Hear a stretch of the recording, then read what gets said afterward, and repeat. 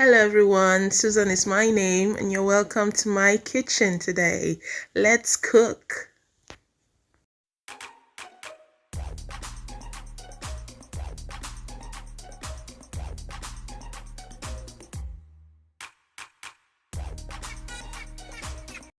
So my long-awaited and much requested meat pie video is finally up, guys. And as you can see from my video, I'm starting with the stuffing. The basis of your meat pie is your inside, what you're going to stuff inside, and you need to put loads of onions. You can check out the recipe just before the video started. I mean the ingredients that I used. So I fried my onions for a while, and I added my minced meat. So I did my best to separate the meat from its chunkiness, you know, the way it looks now, to separate it before adding some water, just enough water to cook it through for 5 minutes. This is what it looks like after 5 minutes. In case you notice that you added too much water in the beginning, nothing to worry about, don't fret. The water is actually going to be useful when you're pouring in your flour for your meat to bind. It's going to be useful, so don't be afraid. So at this junction, I'm going to be seasoning my meat with some seasoning cube and some thyme. I'm using just seasoning cubes and thyme, as I have already used salt in frying my onions in the beginning. If you have been watching, or you're an old subscriber and you have been watching my past videos, you'll notice that normally when I do any onion thingy, frying thing, I like to start with my salt. So by the time I'm going through, I don't need to add too much salt. I'll just adjust salt as I go. So after mixing my seasoning cube and my thyme, I have added my diced carrots. I'm going to be adding the diced carrots and the diced potatoes at the same time. They'll cook together, they'll cook evenly at the same time. If you need to add some water, just some amount of water, just to cook the potatoes and carrots at this point, you can do that. But if you notice that you have enough water in your pan, enough water that should cook these things, no need to add water to it. You just cover your pot. I didn't add any water again.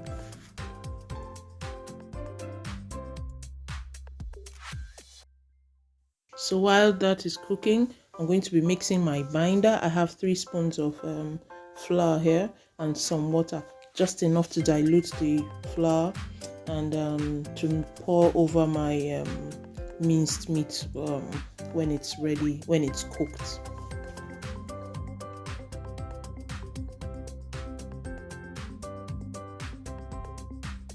Remember you're still going to be baking your meat pie, so you don't want your potatoes and your carrots to be too soft. Just, you know, when you try it and it's cooked, it's fine that way. Don't allow it to overcook and over soften. So mine is just fine at this point, and I'm going to be pouring in my my binder. This is my flour.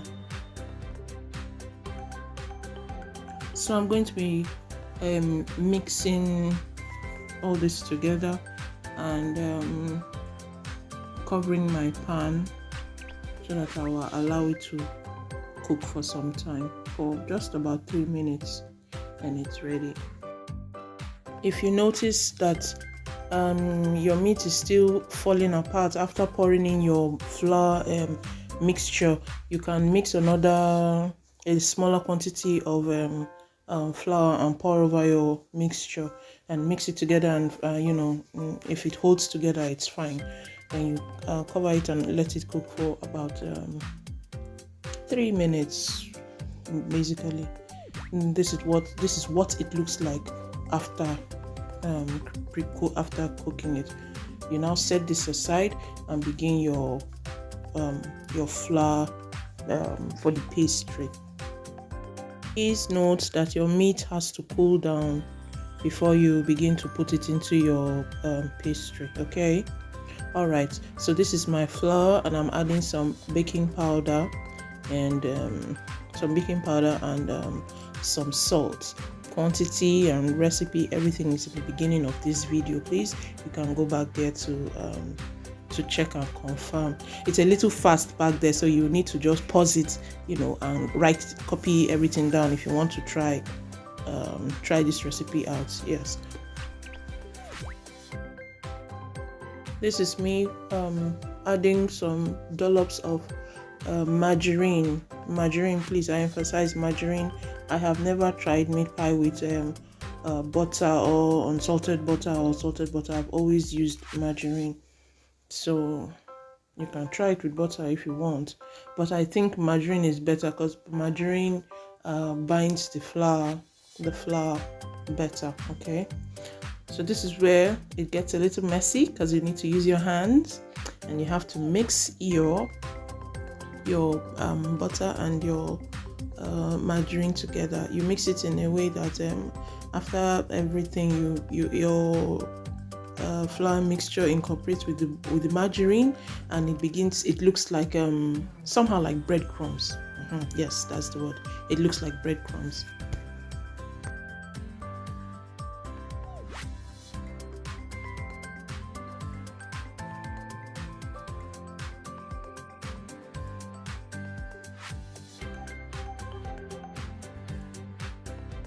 So at this junction, adding some water so that I can knead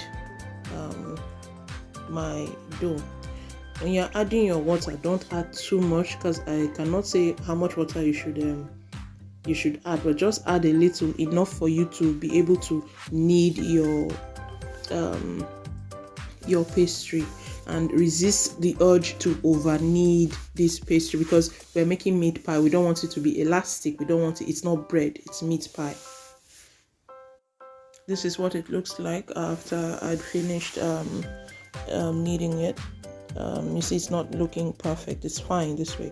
So I'm going to put it in the fridge for 20 minutes and allow it to just cool down a little before I begin to do some handwork.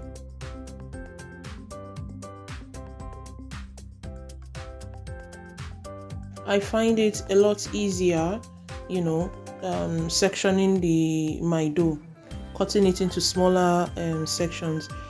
This way it will be easier to to roll out and to make your pies from.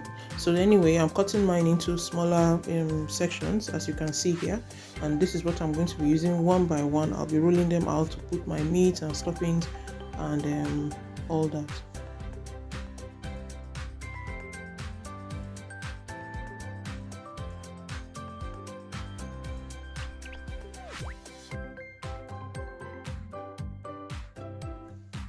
Don't forget to flour your workspace before doing your rolling.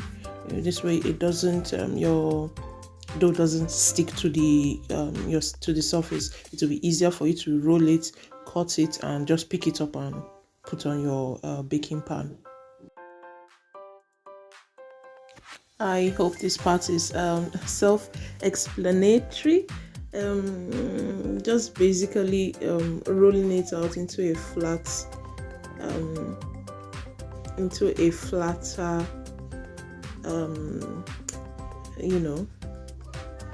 surface, and then I'm going to be cutting out whatever shape I want to use. I want my meat pie to look like. I'm going to put my meat, rub some egg wash around it so that it will help to stick my pies together, and then throw it in.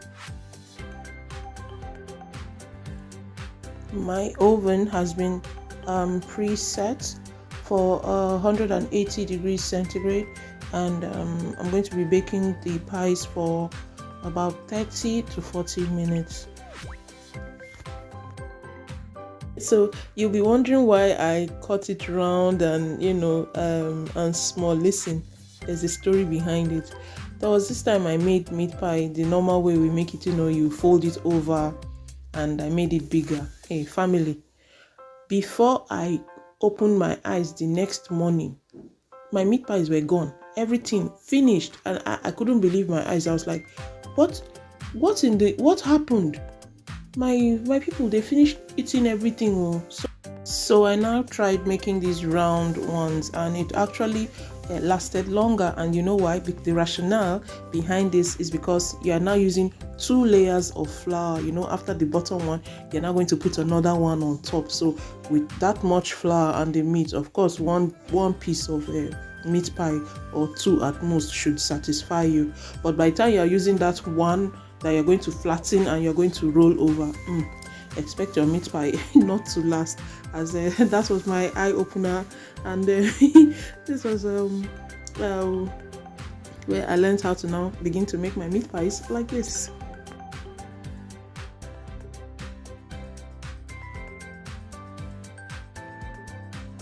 So I rubbed over some egg wash on the meat pie, and I poked it a little so that it releases air while it's while it's baking, so that it doesn't burst open while it's baking. So this is just my first pan. I still have some left over there, if you can see, and this is my second pan that I'll be building.